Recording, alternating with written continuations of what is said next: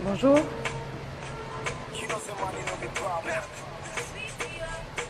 Bonjour, chers amis. Je voudrais que nous échangions sur un thème très important, un thème diversement apprécié, un thème qui suscite beaucoup de polémiques et de passions. Il s'agit de la discrimination positive. J'attends vos réactions constructives en commentaire pour faire avancer le débat. La discrimination positive ou action positive est le fait de privilégier un certain groupe de victimes de discrimination en vue d'établir l'égalité des chances. Ce concept, on va le rappeler, est né aux États-Unis dans les années 1960-1970 afin de rétablir un équilibre et une diversité dans le domaine de l'emploi, dans le domaine des études, de façon spécifique. Donc les individus ou ces groupes d'individus discriminés, ces groupes d'individus marginalisés, le sont généralement par rapport à leur sexe, par rapport à leur âge, par rapport à leur handicap, par rapport à leurs origines, par rapport à leurs ethnies, par rapport à leur nationalité, et j'en passe. Et donc des mesures sont prises par les pouvoirs politiques afin de rétablir un certain équilibre et leur donner la chance de pouvoir s'insérer aisément dans la société. Comme mesure, nous avons par exemple la mise en place de quotas d'accès à des fonctions, quotas d'accès à certaines filières des universités, quotas d'accès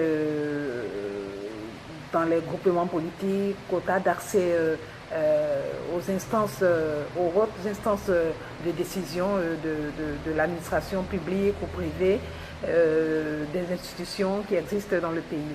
Vous avez également des actions fiscales qui sont menées à l'encontre des entreprises afin de favoriser, les susciter à l'embauche d'une certaine catégorie de personnes. Et donc ces actions qui sont menées sont diversement appréciées. Vous allez trouver des personnes qui sont adeptes de cette mesure de discrimination positive, pour lesquelles ces mesures-là sont les bienvenues parce qu'elles pourront régler cette question d'injustice. À l'opposé, vous trouverez des personnes qui ne partagent pas du tout cette façon de faire, pour lesquelles les mesures de discrimination positive, au lieu de régler la question de l'inégalité, va plutôt renforcer cette marginalisation de ces individus, ce groupe d'individus, et va aller à l'encontre, va aller contre, ne sera pas productif, on va dire, ne sera pas productif. Pour ces personnes-là, cela va dévaloriser le diplôme, cela pourrait par exemple susciter la création de communautarisme, et cela pourrait créer un sentiment de rejet d'autres personnes qui ne sont pas favorisées et qui certainement ont les mêmes compétences d'accès à un emploi et qui malheureusement ne pourront pas avoir accès à cet emploi-là parce qu'on a décidé de privilégier une catégorie de personnes.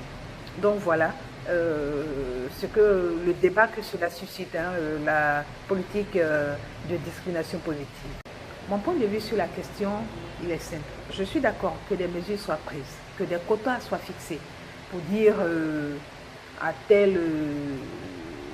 dans tel domaine d'activité, on va réserver 20 places, 10 places, 40%, 50% à la femme. Ok, c'est des mesures qui sont prises. Mais je ne pense pas que ce soit des mesures qui valorisent la femme. Je ne pense pas. Parce qu'imaginez-vous que dans un secteur d'activité, on décide qu'il y ait 3 places sur 10 pour la femme et qu'on se retrouve avec 7 hommes. Donc vous allez me dire que quelles que soient les compétences, les capacités de la femme, on va prendre 3 femmes, quelles que soient leurs capacités, leurs compétences pour combler le vide. Non, je ne pense pas. La question des quotas, pour moi, est dévalorisante pour la femme. Il faut aller au-delà. C'est-à-dire, il faut que des mesures soient prises pour faire intégrer dans le commun de tout un chacun qu'il n'y a aucune différence au plan intellect, réflexion, au plan professionnel entre l'homme et la femme. Que la femme a toutes les capacités, a toutes les compétences que l'homme pour avancer, pour travailler, pour faire évoluer les choses. Ça, c'est la première des choses. La seconde des choses, c'est de pouvoir canaliser, c'est de pouvoir protéger, encadrer la jeune fille. En Côte d'Ivoire, l'accès à l'éducation est le même pour la jeune fille que pour le jeune garçon. Mais on devait pouvoir prendre des mesures pour accompagner, pour encadrer, pour protéger la jeune fille. Parce que la jeune fille, elle est exposée au harcèlement, tant au niveau familial qu'au niveau de son cursus scolaire, de l'école primaire jusqu'à l'université. Donc il faut pouvoir protéger la jeune fille à ces harcèlements, à ces déviations, à ces personnes mal intentionnées qui sont prêtes à tout pour les détourner de leur objectif. Donc il faut pouvoir protéger la jeune fille dès l'école primaire, dès le bas âge jusqu'à ce qu'elle finisse son cursus scolaire. Ça, c'est la seconde des choses.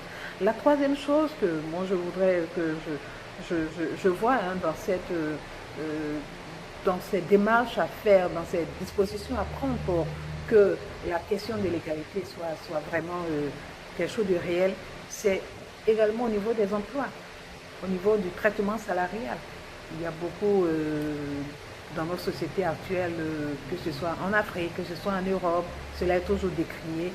À compétences égales, ce ne sont pas les dispositions salariales égales qui sont rétribuées à la femme. Donc ça aussi, c'est des questions à pouvoir régler et ça, c'est des questions qu'on peut régler très facilement. Donc voilà ce que j'avais à dire sur la question. C'est vrai, on encourage que ces dispositions soient prises, la dimension positive, mais il faut réorienter cela. Pour que la femme se sente vraiment valorisée, et que lorsqu'elle a un poste de responsabilité, un poste de décision, qu'elle sache qu'elle n'est pas là parce qu'il y avait un trou et qu'il fallait une femme pour combler ce trou, mais parce qu'elle en a la compétence, elle a bataillé avec des hommes et par rapport à ses compétences, elle a eu accès à cet emploi-là. Voilà ce que je pouvais dire sur cette question. On ne va pas être long parce que il n'y a pas de débat. Je crois que le jour où nous aurons l'occasion de débattre de ces thèmes-là que j'essaye d'ébaucher, nous pourrons largement aller en profondeur avec d'autres interlocuteurs. Voilà, mesdames et messieurs, je voudrais vous remercier pour votre attention et vous dire que revenir et dire que la question de la discrimination positive de la femme est une question qui a été débattue, qui est débattue et qui sera longtemps débattue. C'est à nous de réfléchir et voir vraiment le meilleur dispositif à mettre en place pour permettre à la femme d'avoir autant que l'homme accès à tous les emplois, autant que l'homme à s'intégrer dans la société. Portez-vous bien, ensemble nous sommes capables de changer les caps. Portez-vous bien et à très bientôt. Au revoir.